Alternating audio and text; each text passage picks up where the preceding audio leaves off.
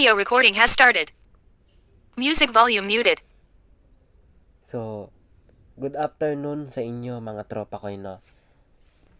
So, ang topic natin ngayon is, ganito rin ba manghiram sa inyo yung bunsong kapatid ninyo ng Type-C charger? So, magsimula na tayo, no? So, ngayon mga tropa ko, no? Kahapon, sabi ko, dun sa vlog ko kahapon, sabi ko, kasi ako mga tropa ko, bilang, di naman sa nangaaway ako, bilang kuya sa amin, sabi ko kahapon, shout out sa nanghiram ng Type-C charger ko, balik mo yan, bukas din na kita pahiramin. So, kaya ako sinabi yon mga tropa ko, dahil ah, isa dito sa bahay, yung kapatid ko, siya lang ang pinakaano na nanghiram ng Type-C dito, no? Minsan naiinis na ako, ba't ang tagal, no? Minsan nga parang gusto kong gumante, parang ganon. Kasi may napakinggan kasi ako sa YouTube o Facebook na ginawa ni Sir Gavin kay ano, yung ginawa ni Sir Gavin kay Iskay. Doon sa Saranggola ba yun? Saranggola. Nung palili pa rin na dapat, ginupit yung tali. Ayun, umiyak nun si Sky. Kung putulin ko yung Type-C, yung cord. So, parang gusto kong gawin yun, mga tropa ko. Parang, biglang pumasok sa utak ko yun. Kasi nga, yung naano ko dun kay Sir Gavin, yung pinutol niya yung tali ng saranggola na laruan ni Sky. Parang gusto kong gawin yun sa kapatid ko. Gusto kong mag-attempt na gawin. Parang ganun. Kasi nga, 'di ba?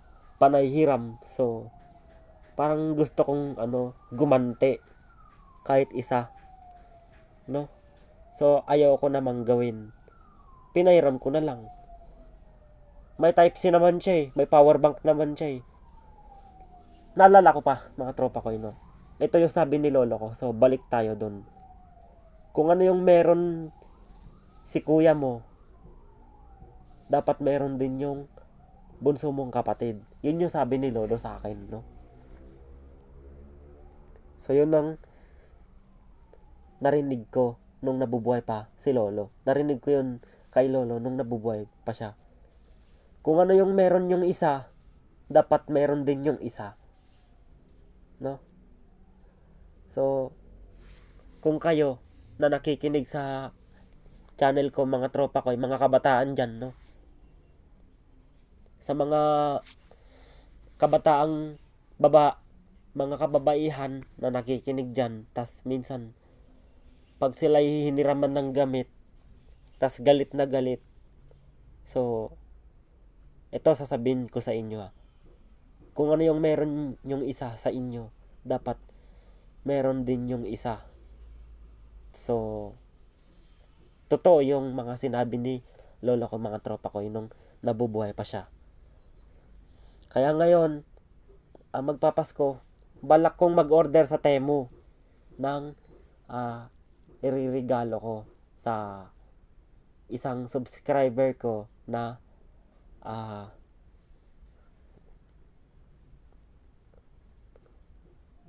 hindi pa lang nakaka-subscribe sa akin. Kung hindi man, mga tropa ko, iririgalo ko sa sabihin ko sa pinsan kong doon sa pinsan ko na anak ng tito kong bunso, ririgaluhan ko yun, mga tropa ko. Siyempre, ako naman ang magiging mga tropa ko, no? Ako naman ang magririgalo sa kanya. Kasi nga, 'di ba? Yung tsuhin ko na bunso at yung misis niya, pag bago magpasko, magririgalo yan sa akin sila. So, ako naman ang babawi. Order tayo sa Temu, no? Kasi mga tropa ko sa Temu, pag umorder kayo sa Temu ng halimbawa may item kayong in-order sa Temu, zero, 0 peso lang. So,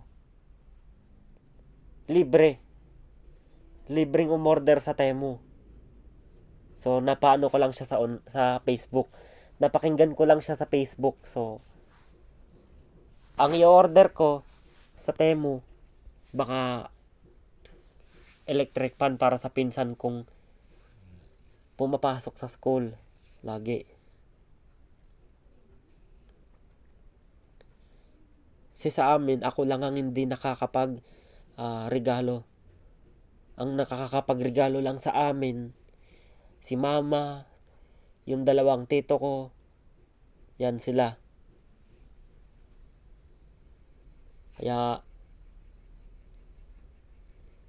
first time ko magre-regalo, order ako sa Temu. Magpapatulong ako doon sa auntie ko sa kabila, sa Heritage.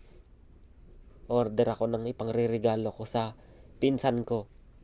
Siyempre, hindi naman ako makakahindi. Dahil ngayon, alam ko, dito sa Pilipinas, wala si mama dito. Si mama, pag ako nag-order sa Temu, ginagawa niyan, kinakancel niyan. So, wala namang masama, mga tropa ko. Libre lang naman sa Temu. No? 0 peso lang ang mababayad mo. So, kung ako, mga tropa ko, sa amin bilang kapatid, so balikan natin. Bilang kapatid na panganay, papairam ako, pero yan, hindi araw-araw. Kaya ang balak ko nga naalala ko tuloy yung napakinggan ko sa video ni Sir Gavin sa YouTube, kahit sa Facebook. Bumili siya ng sa Lazada, yung cellphone na nangunguryente, no? So try ko kayang gawin sa Type-C ko 'yon. Saksak ko diyan sa ipag-connect ko ng sabay para kapag hiniram ng kapatid ko, may kuryenteng lalabas. So, ako mga tropa ko, hindi ko kayang gawin 'yon. Yung mga professional, ginagawa nila 'yon. So, ako hindi naman ako makatanggi. Hindi ko naman pwedeng hindi ipairam.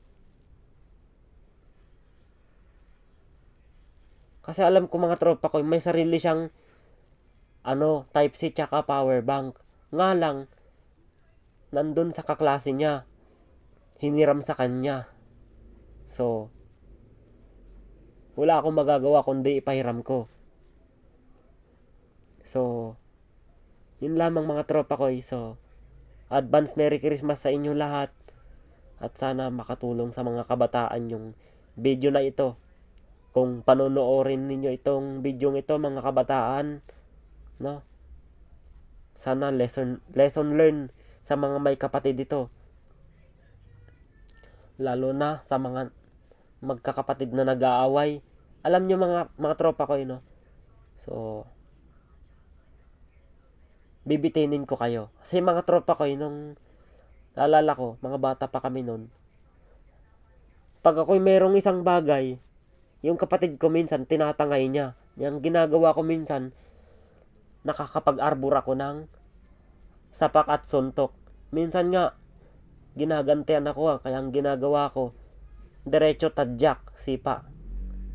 Kaya minsan nagiging ako, tawag dito,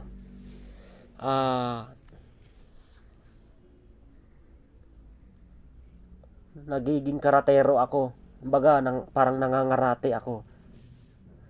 So, hindi naman sa ganun na na-attempt ko yun mga tropa ko. So, ako, bilang kuya, inaamin ko naman yun na nag-away kami nun. Kahit ngayon nga, nag-aaway pa rin kami pagdating sa gamit no? pagdating sa type C, nag-aaway kaming dalawa. Minsan nga umabot pa sa puntong galit, sobrang galit ko yon. Nakakapag-attend na ako na suntukin siya, no? So yun ang nagiging problema sa akin. Kaya sa mga kabataan dyan na nakikinig sa video ko at sa lahat, so paumanhin sa lahat, no? Wag na wag ninyong gagawin yung ginagawa ko sa kapatid ko. Ito ang nakakasama. Minsan pag nag-away na kami, ayan, minsan umaabot ng suntok, sapak, yan. Kaya minsan karate o tadyak. Pag minsan kasi, mga tropa ko, hinihiraman ako ng gamit. Sabi ko, ginagamit ko nga. Ayan, dito na kami nag-aaway. Kaya, wag nyo kaming tutularan, mga tropa ko, lalo na sa mga kabataan dyan. So, yun lamang. At, maraming salamat sa mga sumuporta sa YouTube ko, mga tropa ko, no? So, panoorin nyo lang na panoorin yung video hanggang sa matapos. So, yun lamang, mga tropa ko. God bless at advance Merry Christmas sa inyong lahat.